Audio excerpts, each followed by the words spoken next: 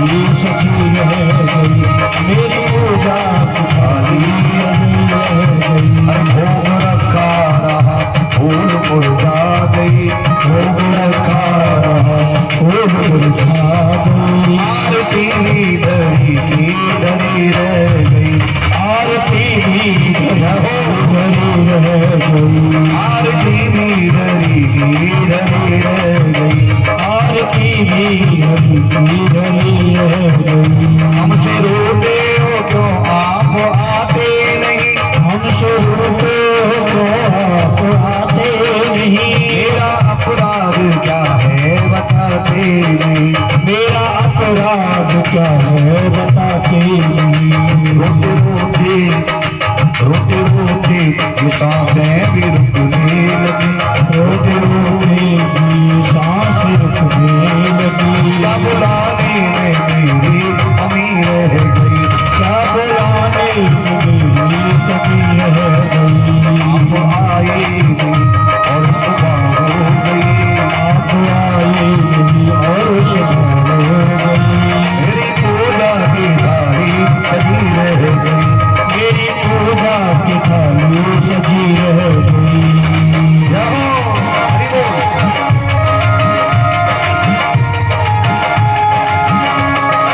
अरे अरे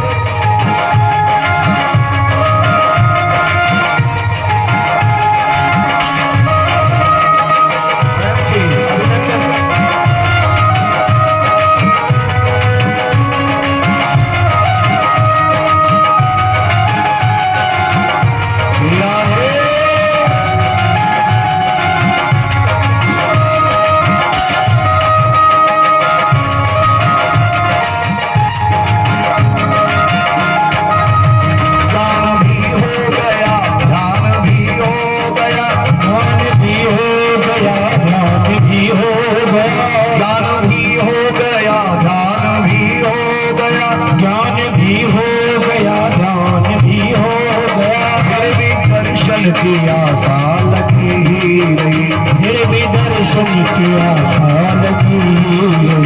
सुबह होती हुई मैं समझ ना सकी, सुबह हुई मैं समझ ना सकी। भावना में मेरी क्या कमी रह गई, भावना में मेरी क्या कमी रह गई। अरे भावना में मेरी क्या कमी रह गई, ओ भावना में मेरी क्या कमी रह गई। आप आए नहीं और सुबह हो गई, आप आए नहीं और सुबह हो गई। मेरी पूजा की थाली सजी रह गई, ओ मेरी पूजा की थाली सजी रह गई। दीन बंदो दया सिंधु कहलाते हो, मेरी बंदो दया सिंधु कहलाते हो। तीनों पे करते गया क्यों नहीं, फिर भी तीनों को करते गया क्यों नहीं। तुम ही तो अनाथों की हो नाथ, तुम ही तो अनाथों की हो नाथ। तुम क्या बुलाने में मेरी कमी रह गई, क्या पुराने मेरी कमी रह गई।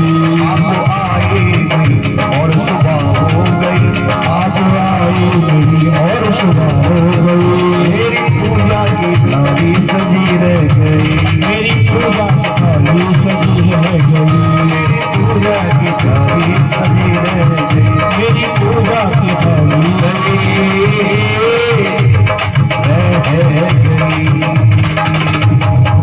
प्रेम से बोल लो जय जय श्री राधे श्याम। 16,100 राजकुमारी रोती रहती हैं, भगवान नहीं आते, परीक्षा लेते हैं, फिर वरदानी उसको मार नहीं सकते। पहले वो कैसे मरेगा असुर, भूमि पुत्र भौमासुर, वो उपाय करेंगे पहले। भगवान बोले मेरी भक्त है, रो रही है बेचारी, पर कैसे उनको छुड़ाऊं, जब तक उसकी मृत्यु का कारण न मिल जाए तो ही तो मैं उनको मुक्ति दूंगा। अगर मैं धरती से जाके बोलता हूँ कि तुम्हारा बेटा पापी हो गया है, अपने मुख से बोल दो उसकी मृत्यु हो जाए, तो ही मरेगा, लेकिन वो बोलेगी नहीं। कोई माँ नहीं बोलेगी कितना ही बेटा पापी क्यों ना हो जाए, अपने बेटे की मौत के लिए कोई नहीं कहेगी। कृष्ण बोले क्या करूं तो वो बोलेगी नहीं मरेगा तो वो राजकन्याएं कारागार से छूटेंगे नहीं। भगवान पर उपाय सोच लेते हैं। मन में आया अरे मेरे घर में ही धरती है। कौन? बोले सत्यभामा मैया की जय। सत्यभामा धरती का अवतार है, धरती है। क्या मेरी पटरानी ही धरती है? क्यों ना सत्यभामा को ले चलो, उसे युद्ध करने के लिए साथ में सत्यभामा को ले चलूंगा। अगर सत्यभामा ने भी कह दिया इसको मार दो तो मृत्यु हो जाएगी, क्योंकि ये धरती है। सत्यभामा से बोले भगवान कि देखो आज हम किसी से युद्ध करने जा रहे हैं, देवी हमारे साथ चलोगी? सत्यभामा बोली मेरा सौभाग्य है, पति की सेवा में अगर युद्ध में मेरे साथ चलती हो। पहले रानियां जाती थी, वीरांगनाएं होती थी, पहले रानियां पति के साथ लड़ने जाया करती थी। केकई भी गई थी दशरथ के साथ। तो ये आती है कथाएं। इधर कृष्ण के साथ सत्यभामा भी चलने को तैयार हो जाती है कि चलो मैं भी चलूं। भगवान गरुड़ पे बिठा के सत्यभामा को और वहां ले गए जहां युद्ध करना था। जब वो असुर आया भौमासुर, तो सत्यभामा ने पहचान लिया ये कहां ले आए, ये तो मेरा बेटा है। क्यों डरती थी सत्यभामा, डरती है, उसे पता है ये मेरा ही बेटा है। अवतार लिया है तब कृष्ण की वो पत्नी है, अवतार लेके आई है। वैसे तो डरती है, कहती है तुम्हारा ही बेटा है। एक तरफ पति है एक तरफ बेटा है, ये कहाँ फंस गए मैं आकर। दोनों का युद्ध होता है, भगवान लड़ते रहे, असुर हारता नहीं है। वरदानी है क्योंकि माँ नहीं बोल रही है मृत्यु हो जाए। लेकिन भगवान को जब युद्ध के अंदर दुष्ट दुख देने लग गया तो सत्यभामा से रहा नहीं गया और पति का दुख देखा नहीं गया कन्हैया का, तो अनायास मुख से न चाहते हुए भी निकल गया इसे मार दो। बस इतना कहना था कि चक्र उंगली पे आ गया। भगवान कृष्ण की उंगली पे चक्र आ गया, चला दिया तो वरदान पूरा हो गया। धरती ने कह दिया और भौमासुर को मार दिया ठाकुर जी ने। बोलिए बाल कृष्ण भगवान की जय हो, द्वारकाधीश भगवान की जय हो। मार दिया, कारागार में गए और कृष्ण को देखते ही कारागार के ताले अपने आप टूट गए, अपने आप टूट गए। जैसे कन्हैया पहुंचे तो ताले इतने डरते थे कृष्ण से, कंस के ताले भी डरते थे, वो भी टूट गए थे कान्हा को देखते। ताले बहुत डरते हैं कन्हैया से, चाहे ताला को कोई भी क्यों न हो। 84 लाख के ताले जो हमारे ऊपर लगे हुए ना, वो कृष्ण ही तोड़ सकता है। 84 कोष की परिक्रमा तभी तो देते हैं ब्रज की कि वो 84 लाख के जो ताले हैं ना, कन्हैया उनको तोड़ दे और 84 लाख योनि में ना आना पड़े, तो 84 कोष की ब्रज परिक्रमा होती है। कृष्ण को देखते ताले टूटते हैं, पहले सब ताले टूट गए। जितनी राजकुमारी थी सब बाहर आई और कृष्ण के चरणों में लेट गई। कितनी थी? 16,100 कृष्ण के चारों तरफ लेटी हुई हैं। भगवान कृष्ण बोले हे राजकुमारियों उठो, उनकी शरण में आके, कन्हैया की शरण में। और शरण भगवान को बड़ी प्यारी लगती है। जीवन में इंसान मनुष्य दुख कब तक पाता है? जब तक वो भगवान के आगे समर्पण नहीं करता। मैं के चक्कर में रहता है, मैं करूंगा, रिश्तेदार करेंगे, मेरी वो सहायता करेंगे, मेरी ये करेंगे, भगवान को छोड़ देता है, औरों का भरोसा कर लेता है और वो सब धोखा दे जाते हैं। वो धोखा दे रहा है, एक भगवान धोखा नहीं देते और उनका भरोसा वो करता नहीं, दुनिया का करता है। दुनिया तो झूठी है, धोखेबाज है। ये तो भगवान को ना छोड़े, तुमको क्या छोड़ेगा? भगवान ने जब ताले टूट गए गुप्त और सब वो राजकुमारी चरणों में लेट गई तो बोली देवी हो, हे राजकुमारी हो, तो मुझे ये बताओ किस राजा की बेटी हो? ये कृष्ण तुमको जिस जिस जगह पर जागी हो तुम, तुम्हारे माता पिता, तुम्हारा राज्य वहीं पहुंचा के आऊंगा सबको। पर वो तो भक्त है। जैसे कथा में आपने सुना गोपियों ने ये कह दिया था कि हम तो महाराष्ट्र में रहेंगे, हम अपने घर लौट के नहीं जाएंगे कन्हैया, हम नहीं जाएंगे। ऐसे ही इन्होंने कह दिया हमारा कोई घर नहीं। हे कन्हैया, हे कान्हा, हे द्वारकाधीश, हमारा कोई नहीं अब दुनिया में।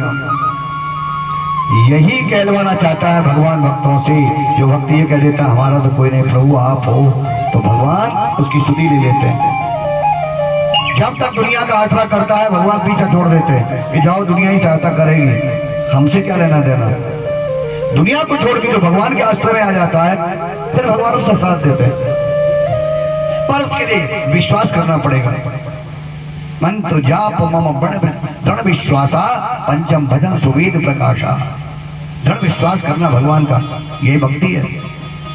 जो दृढ़ विश्वास नहीं करता उसका काम नहीं बनेगा, दुनिया में नहीं बनेगा।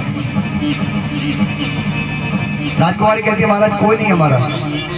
क्या कोई नहीं है आपका?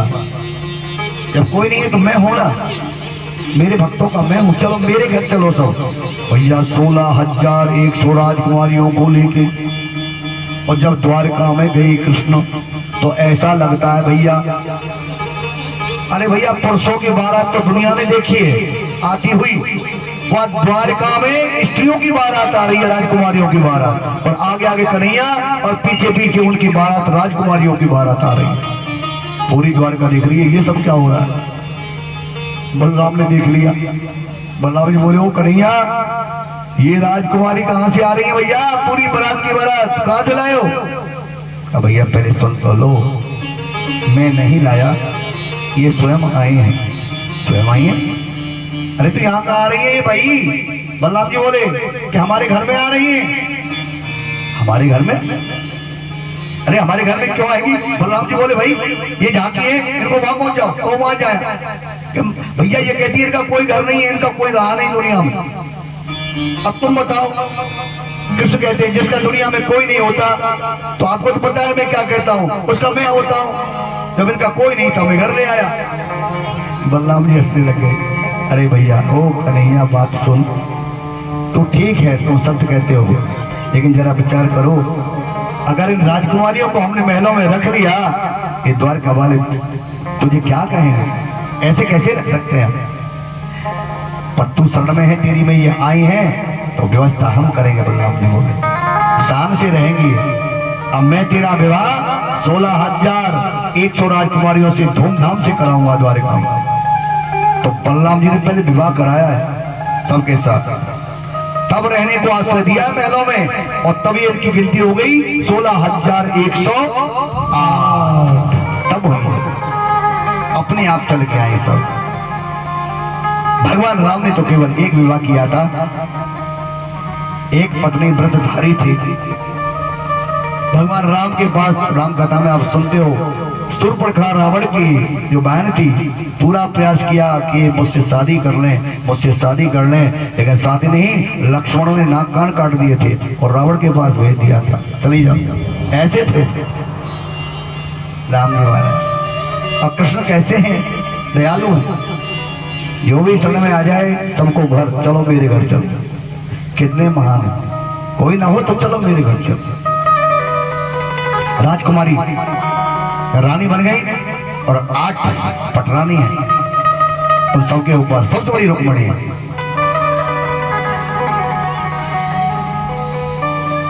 अब देखिए भगवान ऐसे दयालु हैं मेरे प्रभु जो है, जिससे अच्छा भगवान ने देखो, भगवान ने भक्तों से इतना प्यार किया है। महाभारत की अगर कथा आती है, महाभारत की, तो भगवान ने तो कौरवों को भी समझाया था। पांडवों के साथ रहते, पांडव 5 भाई थे, कौरव 100 भाई थे, लेकिन कौरव पापी थे, अत्याचारी थे, और पांडव धर्मात्मा थे। जहाँ धर्म है वहां कृष्ण रहेगा, जहाँ अधर्म है वहां कृष्ण नहीं रहेगा।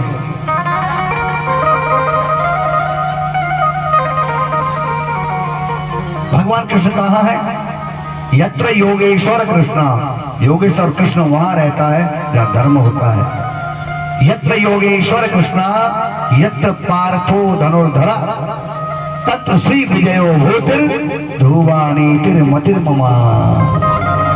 भगवान कृष्ण जहाँ धर्म होगा वहां रहेंगे, और जहाँ भगवान कृष्ण है वहीं विजय होगी।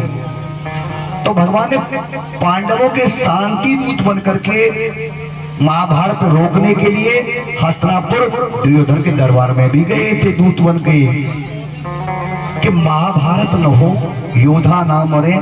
और अगर ये समझ जाए समझाने से दुर्योधन, तो मैं इसको समझा देता हूं कि भाई युद्ध ठीक नहीं है, पांडवों का आधा राज है, और अब तुम आधा नहीं देते हो, तुमने सब ले लिया उनका, जुआ खेल के, चल से, कबड्डी से, तो कम से कम 5 गांव तो दे दो उनको। 5 गांव मांगने गए थे। 5 गांव कौन से? सोनीपत, तिलपत, बागपत, ये 5 गांव तुम्हारी यही हैं जो मांगे थे कन्हैया ने। ये 5 जो है मांगे थे महाभारत के अंदर 5 गांव, लेकिन दुर्योधन ने कह दिया कृष्ण सुई के बराबर यहाँ सुई लगाते हैं उतनी धरती नहीं दूंगा बिना युद्ध के, बलवान है तो युद्ध करें आकर के, जीत के ले लें, ये कह दिया। और कृष्ण तुम तो हम दोनों के बराबर हो ना, आप तो नातेदार हो, जैसे उनके हो पांडवों के ऐसे मेरे हो, हम भाई भाई हैं, तो तुम तो बीच में दोनों के एक जैसे हो ना, तो रहने तो वो अपने आप देख लेंगे भाई भाई। भगवान ने समझाया, समझ में नहीं आया, और क्या बोला? अरे कृष्ण छोड़ो, 56 भोग बनवाया है, पहले 56 भोग पाओ। भगवान बोले अरे भैया तू भोग लगा रहा है या हमको आदेश कर रहा है? चलो छोड़ो, भोजन करो, 56 भोग पाओ। ऐसे थोड़ी खिलाते हैं किसी को भोजन। भोजन तो बड़ी नम्रता से कराया जाता है, किसी को प्रेम से कराया जाता है।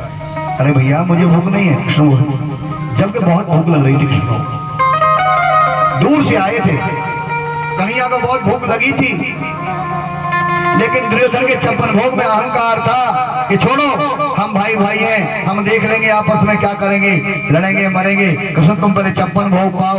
56 भोग। भगवान बोले सुनो भैया तेरा 56 भोग बात करते हैं पहले। दुर्योधन किसी के यहाँ भोजन कैसे किया जाता है सुन ले, ये भगवान ने बताया कि किसी के यहाँ भोजन कैसे किया जाता है। वो कह रहा है 56 भोग खा लो, कृष्ण कह रहे हैं बिल्कुल नहीं, भूख नहीं है, तेरे यहाँ नहीं खाएगा। किसी के यहाँ भोजन एक तो तब करना चाहिए, ये कृष्ण ने बताया, कि जब तुम्हारी भूख के मारे प्राण निकल रहे हो ना, कि मर जाओगे बिना खाए, तो तुमको जैसा भी जहां मिल जाए ना जिसके यहाँ, उसे प्राण बचाने को खा लो, फिर कोई बुराई नहीं, क्योंकि भूख के मारे मर रहे हो। तो क्या बोले कृष्ण? मैं भूख के मारे मर नहीं रहा हूं, जो तेरे यहाँ 56 भोग खा लो, पहली बात। दूसरा, किसी की कब भोजन करना चाहिए? जब वो बहुत प्यार से कहे, बहुत प्यार से, देखो जी थोड़ा प्रसाद पा लीजिए, हैं हमारी भावनाएं, आइए थोड़ा भोग लगाइए, तो उसके यहाँ जरूर खाना चाहिए, चाहे कितना ही गरीब क्यों ना हो। बोलो राधे राधे। तेरे पास न तो श्रद्धा है जो मैं भोजन करूं, और भूख के मारे मैं मर नहीं रहा हूं जो मैं भोजन करूं। भूख लग रही है और कह मर नहीं रहा हूं, और अब मैं चला वहां जहां मुझे कोई बुला रहा है। देखो कृष्ण क्या कहते हैं, भरी सभा छोड़ करके जा रहे हैं, 56 भोग छोड़ के जा रहे हैं, तो क्या बोले? अब मैं चला वहां जहां मुझे कोई बुला रहा है। कौन बुला रहा है? काका विदुर, परम भक्त विदुर जी महाराज, उनकी पत्नी विदुरानी। काका और काकी दोनों याद कर रहे थे कि कान्हा जब दरबार में आएंगे तो हमारी कुटिया पर जरूर आएंगे। जो नगर के बाहर रहते थे, दुर्योधन ने निकाल दिया था दरबार से, क्योंकि धर्म की बात करते थे विदुर, विदुर नीति, विदुर का धर्म, इसलिए निकाल दिया था, कुटिया बना के रहते थे। का मेरे कन्हैया जरूर आएंगे, अगर भक्ति में शक्ति है तो कान्हा को आना पड़ेगा, मेरा लाला आएंगे।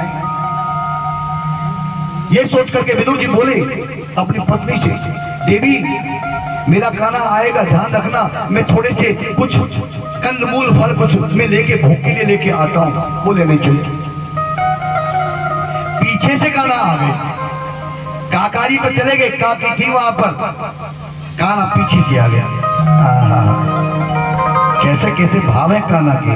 आज हरी आई, आज हरी आई, विदुर घर पाओना, आज हरी आई, विदुर घर पावना, आज हरी आई, विदुर घर पावना, आज हरी आई, विदुर घर पाओना, विदुर घर पाओना, विदुर घर पावना, विदुर घर पावना।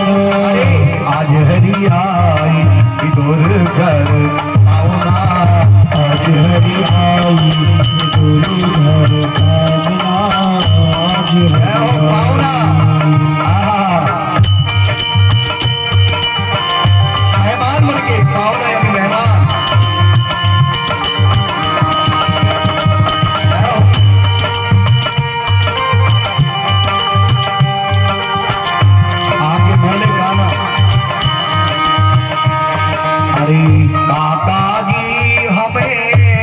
भूख लगी है।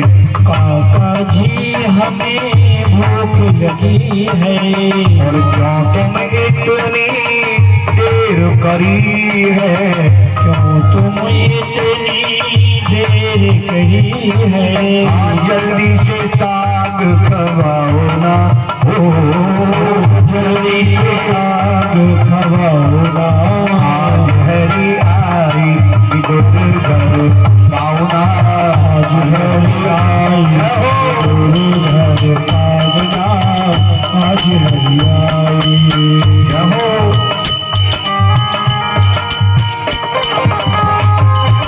हरि बोल।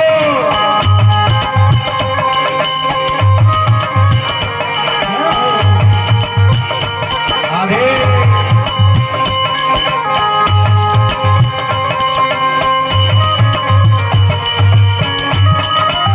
आवाज लगाने लगा। अरे काकी दरवाजा खोलो।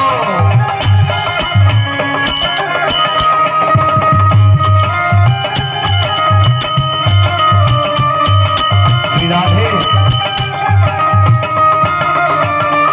अरे नहीं के विदुर जी की विदुरानी।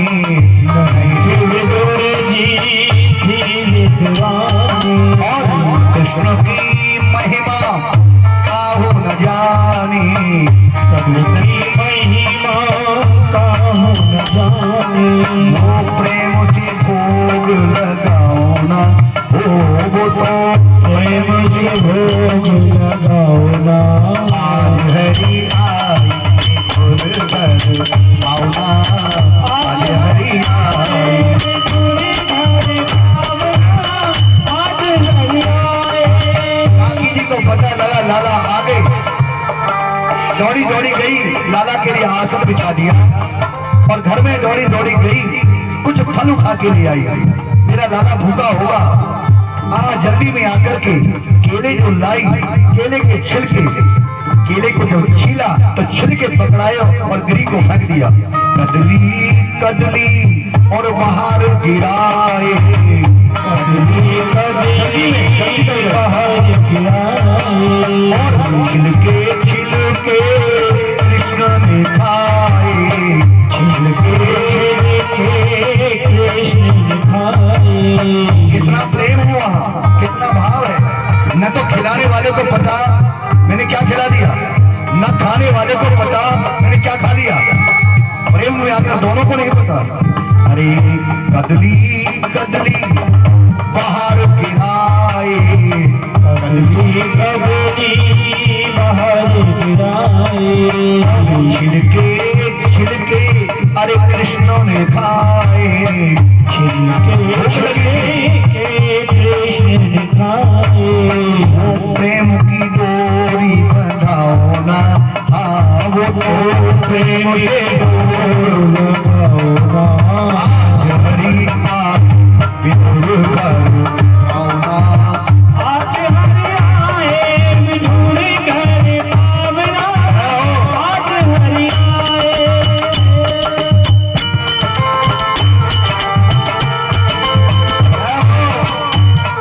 हरि बोल। भगवान का प्रेम भक्त की सुंदर।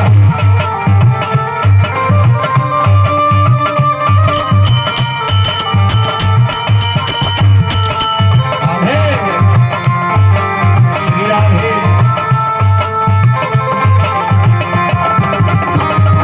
इतने में विदुर आ गए। विदुर ने देखा कि मेरी पत्नी क्या कर रही है। अरे बाबरी तूने क्या कर दिया। अरे मेरे काना को छिलके खिला रही है। बड़ा क्रोध आया तो क्या बोले। अरे बाबरी इतने माही विदुर जी आए। इतने आए विदुर जी आए। और विदुरानी पर बहुत रिसाए।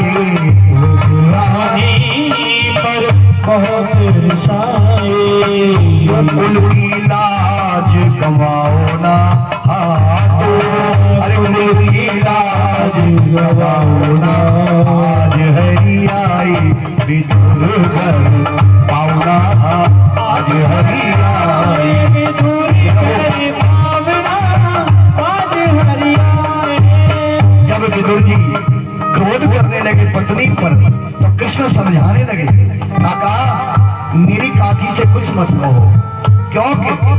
आज जो प्रसाद में मुझे आनंद आ रहा है, अरे वो तो कभी कभी ऐसा आनंद आता है। क्यों? सुनो काका जी। काका जी तुम क्यों हो रूठे, काका जी तुम क्यों हो रूठे, प्रेम बिना ये सब व्यंजन रूखे, प्रेम बिना सब व्यंजन रूठे। मैं तो प्रेम से भोग लगाऊं ना, ओ मैं तो प्रेम से भोग लगाऊं ना,